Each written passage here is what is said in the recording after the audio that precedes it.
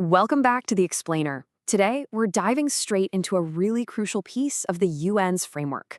We're looking at Action Area 5, which is all about recruiting and supporting PSEA, or Protection from Sexual Exploitation and Abuse personnel. Headquarters has made it abundantly clear that this needs an immediate, authoritative approach from leadership. This isn't just about throwing around buzzwords or raising casual awareness. It is absolutely about mitigating severe operational risks through rigorous staffing and real accountability. Here is our roadmap for today. We'll cover 5 main areas. First, the operational capacity risk. Second, defining key PSEA roles. Third, distinct leadership responsibilities. Fourth, required professional actions. And finally, sustaining continuity and resources. Let's get into it. All right, starting with Section 1, the operational capacity risk.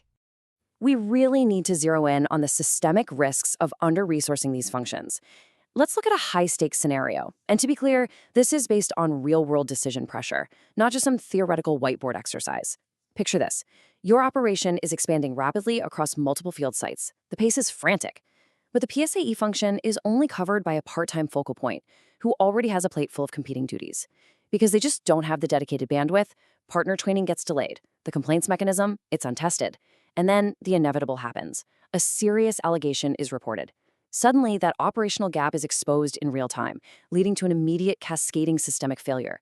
The core issue here isn't a lack of staff commitment or bad intentions. It's the fundamental failure of not having a fully staffed, authorized, trained, and resourced function in place before disaster strikes. There's a line from the framework that really anchors the executive messaging here. PSEA cannot depend on informal commitment alone. Part-time goodwill is not enough in high-risk contexts. This sets a rock-solid baseline. Relying on informal volunteerism or expecting someone to handle PSEA on the side of their actual day job is an entirely unacceptable governance risk. In high-stakes environments, goodwill just doesn't cut it. Moving right along to Section 2, defining key PSEA roles. Because we know goodwill isn't enough, we have to actually define what these roles are. PSEA personnel are dedicated technical experts. Let me repeat that, dedicated technical experts. This role requires mandated authority, highly specific training, and firmly allocated time. Their job is complex. They have to coordinate across multiple agencies, directly advise managers, build up partner capacity, and maintain those absolutely vital reporting pathways. The framework makes it perfectly clear that this requires specialized expertise. It literally cannot be absorbed by existing staff as a quick afterthought. So we have to draw a really strict operational contrast here. The framework completely differentiates a dedicated PSEA coordinator from overlapping roles. You can't just lump this in with human resources or investigations, accountability to affected populations, gender-based violence, child protection, or general programming. Blurring these lines is incredibly dangerous because it compromises safety and compliance.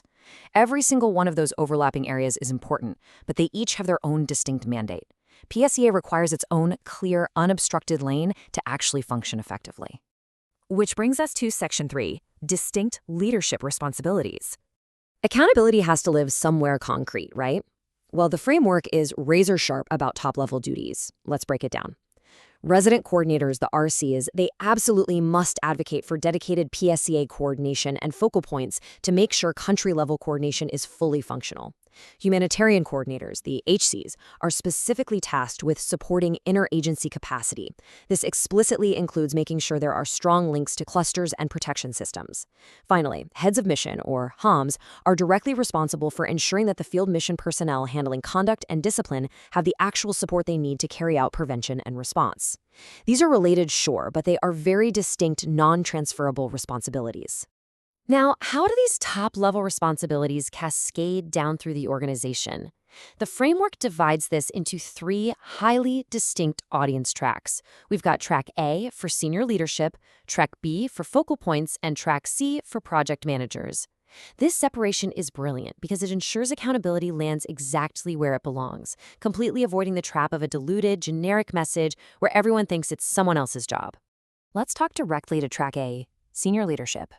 The message for you is unyielding. RCs, HCs, and heads of mission, you hold the strategic risk. You are the ones who must make the executive decisions to authorize and actually resource PSEA personnel. You have to ensure they have coordination authority and direct access to you. The framework calls it out bluntly. An unsupported focal point is a governance risk, and that risk falls squarely on leadership shoulders. Now for Track B, our PSEA focal points and coordinators. Your focus is on technical compliance and documentation. Your technical responsibilities cannot just be verbal agreements. They must be documented in a formal terms of reference, your TOR, and reflected in your performance plan. You need solid data on training, action plan tools, and referral pathways. But crucially, and listen closely to this, the framework explicitly instructs you to escalate without delay when your workload exceeds safe capacity. If you are drowning, you must raise the flag. And finally, Track C, project managers and field coordinators. The directive for you is highly practical. You absolutely cannot just transfer all safeguarding responsibilities over to the focal point and wash your hands of it. Practical risk reduction, community-facing controls, staff briefings, and partner oversight, those remain your daily operational responsibilities. You have to weave these controls into your everyday field implementation. You are the front line of this defense. Okay, moving to Section 4, Required Professional Actions. So we've established the risk and we've defined the roles. Now, what are the concrete steps to institutionalize this? Step 1, you have to resource the function. This means taking tangible, actionable steps. Secure actual funding. Provide dedicated supervision. Ensure direct, unobstructed access to leadership.